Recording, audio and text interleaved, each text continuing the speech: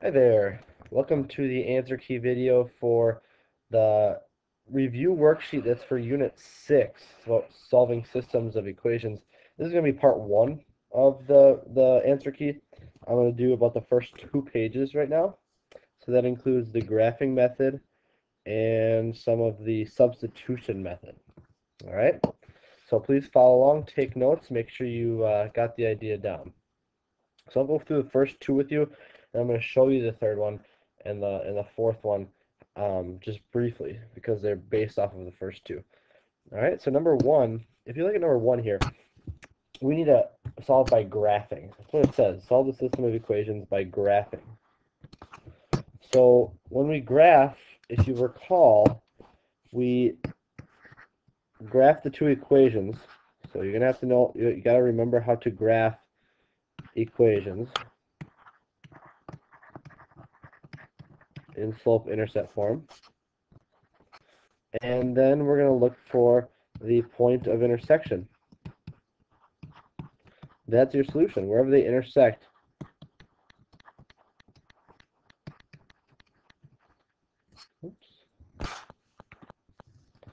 that is your solution.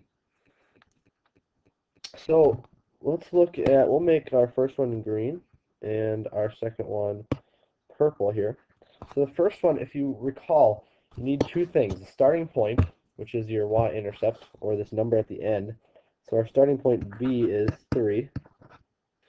And then our slope, which is m, is -2. And make sure that's a fraction, -2/1. So you know your rise and your run. Even if it's not in fraction form, you can just put it over 1 as your fraction form then. So we start at 3 on the y-axis. It's called the y-intercept. And then we go down. The rise is -2, so we go down 2, and then we go over to the right 1. Right there. Down 2 and over 1. Down 2 and over 1. And if we want to go back and extend this way, we'll go over 1 and up 2. And we'll kind of draw that green line here as best as we can. Oftentimes it's best to use a straight edge so that your line is accurate. Because this second one over here, we're going to start at -9. So if you see here, our B is, it says -9, so it's going to be -9. And our slope is 4, or 4/1. So starting at -9, let's go up 1, 2, 3, 4, and over 1. 1, 2, 3, 4, and over 1. 1, 2, 3, 4, and over 1.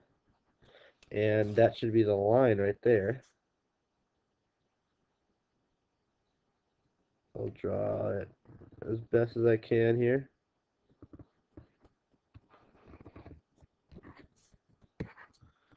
And if you see, there is a point of intersection that definitely looks like a point where they crossed. They went right on the same point there, which is the point 1, 2, and down 1. So it's 2, -1 is our solution. Now to check that, if you recall, we can plug that back in for the 2 equations. And to check that, both equations, it needs to work for both equations. So the x is 2 and the y is -1. So we'd have -1 equals -2 times the x, which is 2, plus 3. That's going to be -4 plus 3, which is -1. Okay, that one's good. Okay, I'm going to actually move this all, whoops.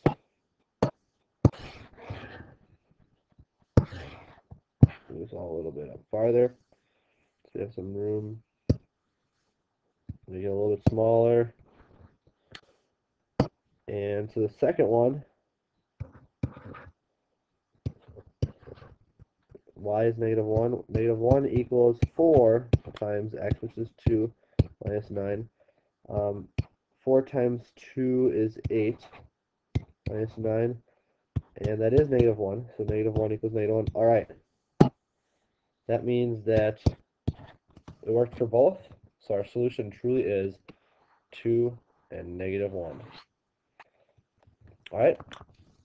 I'm going to scroll down and skip down to number 3 and just show you how to do number 3 because it's very similar. They're both in slope-intercept form. and I graphed the red one with the red line. Started at 1. Our starting point was 1, and our slope was negative 2 over 1. So we started at 1, and went down 2 and over 1, down 2 and over 1. And the green one, we started at negative 6, because it says the b is negative 6 here. And the slope is 3 over 2. It's already in fraction form for us, so we have the rise and the run. So b is negative 6. You start at negative 6 and go up 1, 2, 3, and over 2. 1, 2, 3, and over 2. And our intersection point is 2, negative 3. All right, so numbers 1 and 3. Number 2, you'll notice something here. And I'll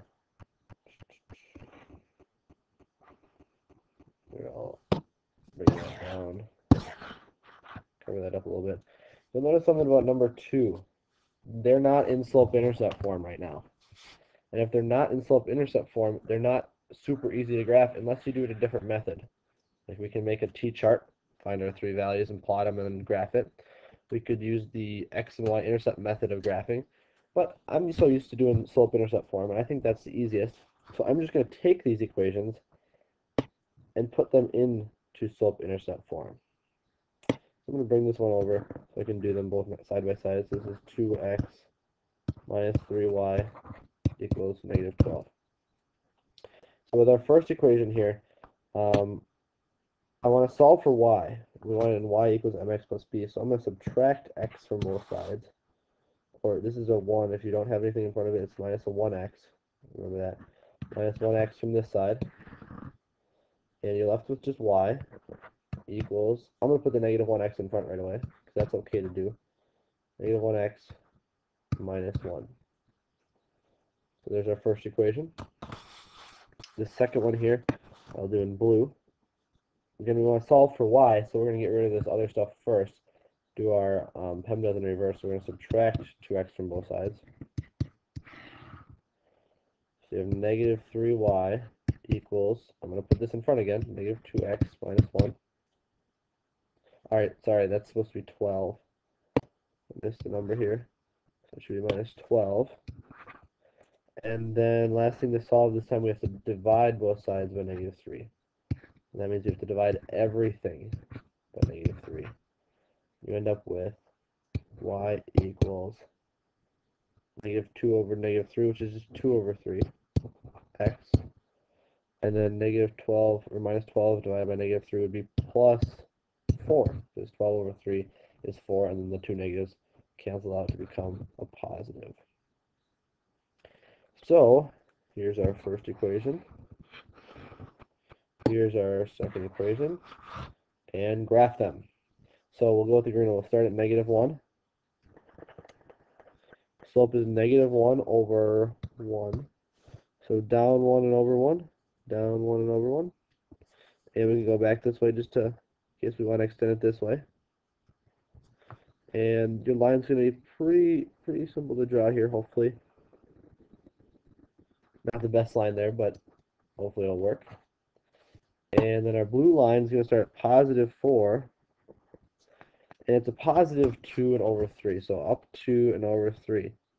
1, 2, and over 3. You'll notice here, it's hard to tell, because if we keep extending it this way, we're not going to see where it's going to intersect. So instead of going up 2 and over 3, we're going to go back 3 and down 2, because we can do that. We can extend it in both directions, back 3 and down 2, as long as it's continuing on that same line. Then you can tell that our intersection point is right here. And that's the point, negative 1, 2, 3, and 2. And you can check that by plugging that back into your equations. But I'll tell you right now, that is your solution. So the solution to this system of equations, as found by graphing, is negative 3, 2. All right, I have one more to show you on page 2 that was for graphing that I already did for you. This one you had to change both the equations as well. And when I changed the first one here, I changed that one in blue. If you see here in blue, I just added 2x to both sides. So I added 2x to both sides to get the y by itself, and you end up with y equals 2x minus 4. The second one, first I added 6x to both sides, so I ended up with this right here. And then I divided everything by 3 to get y equals 2x minus 4. And if you notice, I graphed them over here. They're on the exact same lines. If you notice the equations, they're the exact same equations. So that'll tell you right away that the same lines, the same equations, they're going to be just on top of each other, which means they're going to intersect at every single point on those lines. So there's an infinite number of solutions, and that's our answer. There's infinite solutions. So that's the graphing method. We're going to start with the second method now, which is substitution. So this says solve the following systems using the substitution method. Okay, substitution method tells us we need to first solve. So let's just recap here. One, solve one equation for x or y.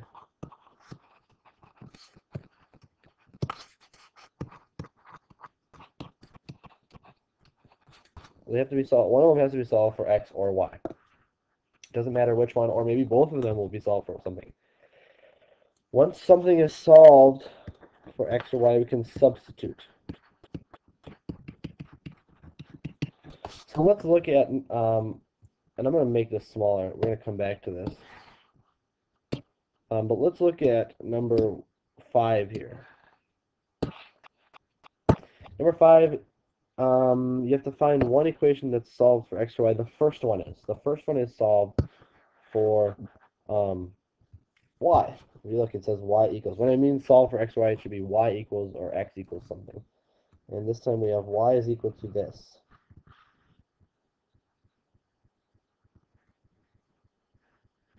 Which means anytime there's a y, we can also say it's x plus 8. So let's look down at our equation below and look, there's a y. So we're going to plug in, instead of y, we're going to use x plus 8. Because it says y is actually equal to x plus 8. So the way we're going to write it is we have x plus, instead of y, we're going to use x plus 8 equals 2. And now you can find, well, we have an x plus an x. That's going to be 2x plus 8 equals 2. And now we're just solving for the equation. Minus 8 from both sides. Sorry, solving for x. That'll cancel out. And we have negative 6. Divide both sides by 2. Oh, I'm sorry about that. X equals negative 6 over 2, which is negative 3. But we're not done yet. We need to also solve for y.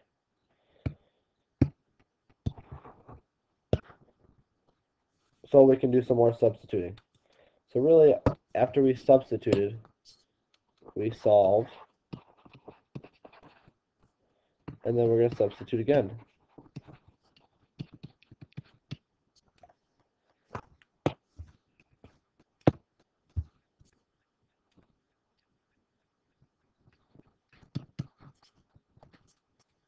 Hopefully by now you've gotten the idea of why it's called the substitution method.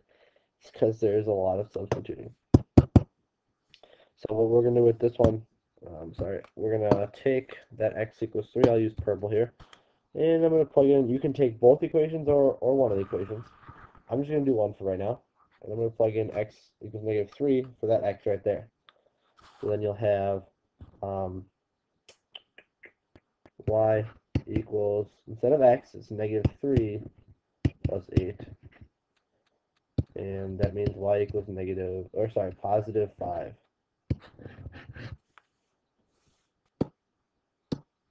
Alright. So then our solution here,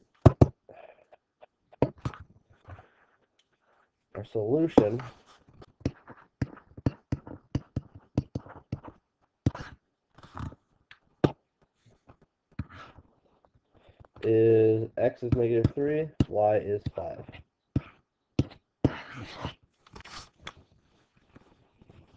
Alright. Now number 6, the only thing, if you notice, neither of these equations are solved for y. And that can be a problem. So we need to make sure 1 is solved for y. Or x. We can solve 1 for x. I think in this case it'll be easier for us to solve 1 for y. So let's solve this first one. Since it's plus y there, we can just add 2x to both sides to get y equals positive 2x on this side because we're adding 2x to both sides plus 1. Alright, so this is our new system, 2x minus 9, y equals negative 2, and y equals 2x plus 1. And so since y is 2x plus 1, let's take that and plug it in right there for that y. So if we plug that in, it's going to be 2x minus this whole thing, 2x plus 1 equals negative 2. Alright, there's a new equation. There's only x's in here, but we have parentheses. So let's subtract everything in that parentheses like this. So it'll actually be 2x minus 2x plus 1. And when we do 2x minus 2x plus 1 equals negative 2, we'll notice something here. Sorry, that shouldn't be plus 1. It should be minus 1. I'm going to erase that right there, because we're also subtracting there. The 2x minus the 2x is going to cancel out, and you just have negative 1 equals negative 2. Now, if you get something like that, negative 1 definitely is not equal to negative 2. Hopefully you know that by now. Those are different numbers. So that means that there is no solution.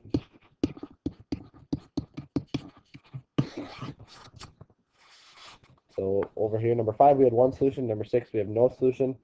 I show you a couple here. I'll show you a couple more here that I already worked out for you. We'll just do number 7 first. Number 7, we had it was solved for x. So what I did was plug in that 5y plus 2 in for x in the other equation. And you can see here, instead of x, we have 5y plus 2. I did the distributive property. So I distributed here and here. And I got 10y plus 4 plus 2y equals 4. Combine like terms, you get 12y plus 4 equals 4. And when I subtracted 4 to start solving for y, I ended up with 12y equals 0. That means that y must equal 0. And like before, we can plug that 0 back in for one of the equations for y. And I did it for the first equation. So this is x equals 5, not 5y plus 2. This time it's 5 times 0 plus 2, which when this cancels out here, it's just x equals 2. And our solution is 2, 0. That's one solution. All right, now number 8, right here, neither of them were solved for x or y. So this one I just took the second equation, added 2x to both sides so that y equaled 2x minus 4, and then I brought the other equation with it. So this is our new system. Plugging in for y, whatever this 2x minus 4 is equal to y, so I plugged that in for y. Kind of like the last one, we have then 2x minus all this 2x minus 4 equals 4. When you distribute that subtraction sign, it'd be 2x minus a negative 4, which is plus 4, equals 4.